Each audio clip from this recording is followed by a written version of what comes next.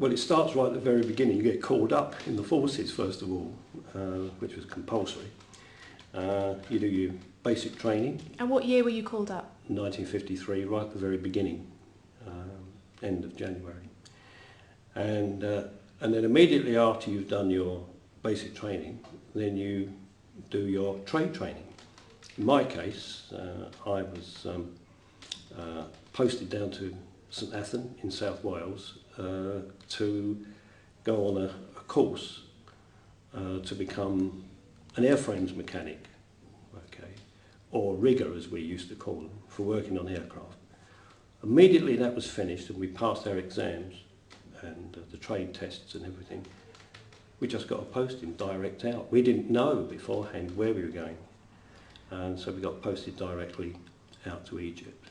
When you were conscripted in 53, just how does that work? Do you choose the Air Force, or do they say, right, you're going to the Air Force? You can choose whatever you want. That doesn't mean to say you're going to get it, you see.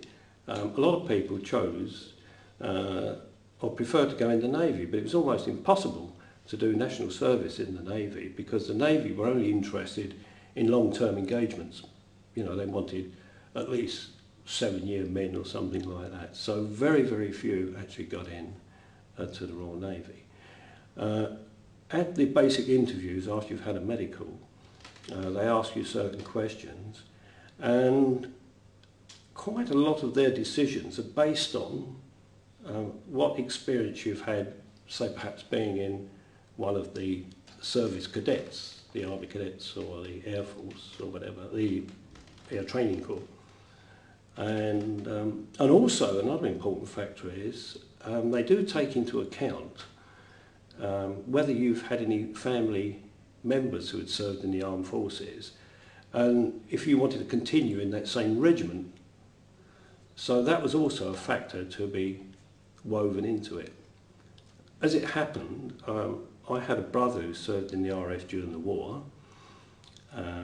He was a flyer, and I'd also trained as an air cadet. So it made their decision easy to put me in the direction of the Air Force, although actually I didn't want to go into the Air Force at all. I wanted to go into the Army. But that's another story. So how old were you in 53? 18. And there was no choice, you had to go and do it, presumably? There was no choice at all.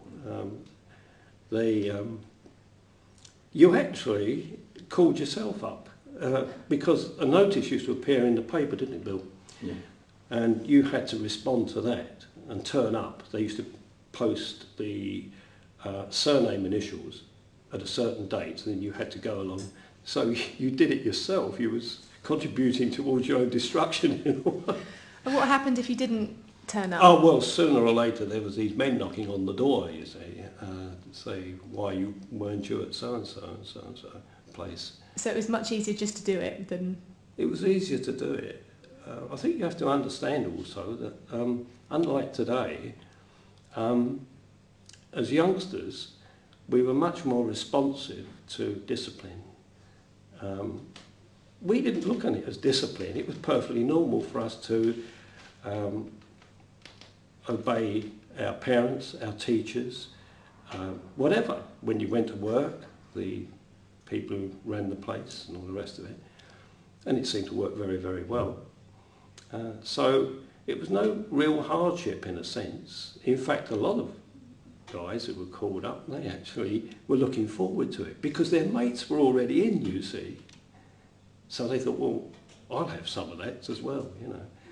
Okay, the first few weeks were quite tough. It was a complete breakaway from anything you'd known about in Civvy Street. The discipline and how you were tasked with doing certain things.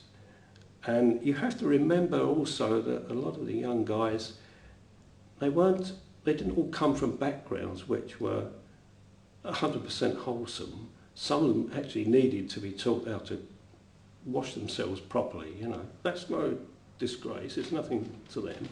It's just that those were the circumstances at the time. If you bear in mind that most houses didn't have a shower in them in those days, and there were certainly many that didn't have a bathroom and had an outside toilet as well. So anyway, they got all these guys together and they had to mould them, you know, to be able to carry out these jobs which were most important. And that's what they did.